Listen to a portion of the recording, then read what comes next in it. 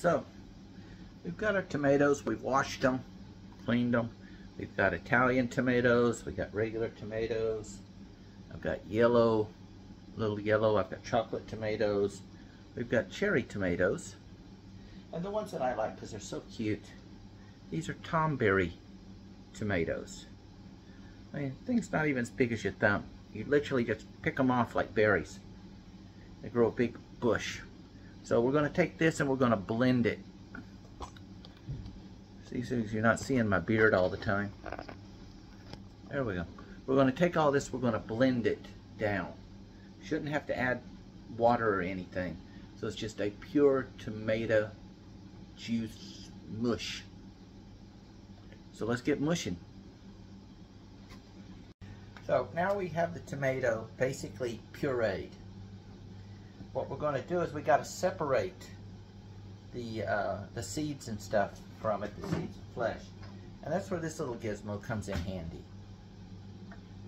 It sits right on top of a bowl. You put it in here, and as you turn it, the spiral in here separates the seeds from the pulp and the juice. So my demessifier, and we're basically just going to take this, put it in,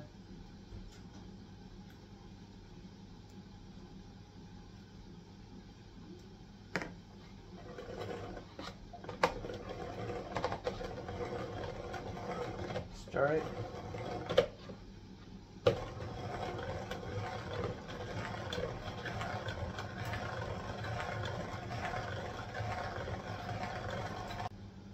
So once we're done with that big massive bowl, this is what we have left.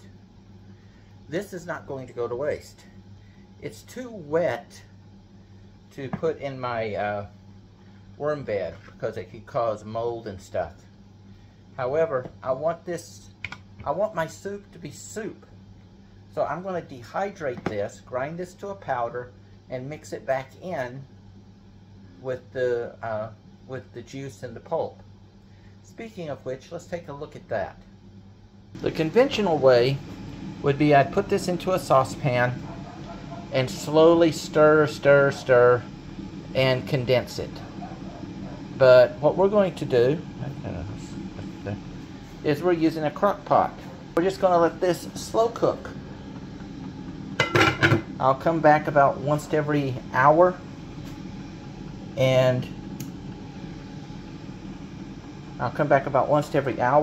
and let it and stir it, and it'll slowly over the day condense down to the thickness that I want, while not taking up my entire day sitting there stirring the stuff or trying to wind up with it getting scorched.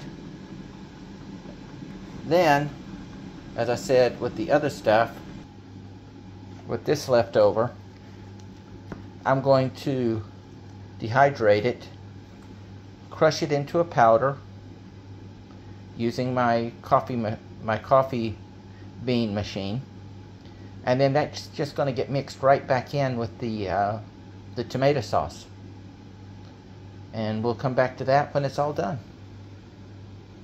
The thing to remember about this, I almost forgot, was you need to leave this cracked open so it can evaporate out. Otherwise you're just cooking it and you're not losing the water.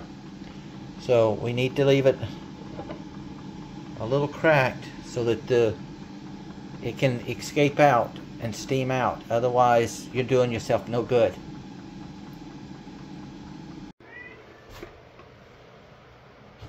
So this is now done. We started up here. We reduced the water by about 75%. I could keep doing this and reduce it down to almost a paste. Oops, I scratched the side. I was scratching the side, I knocked some of that off, but anyway. And then you add your salt, your pepper, your dill, whatever you want to put into it for your flavorings for the soup. eat it just as it is. And voila, cream of tomato soup.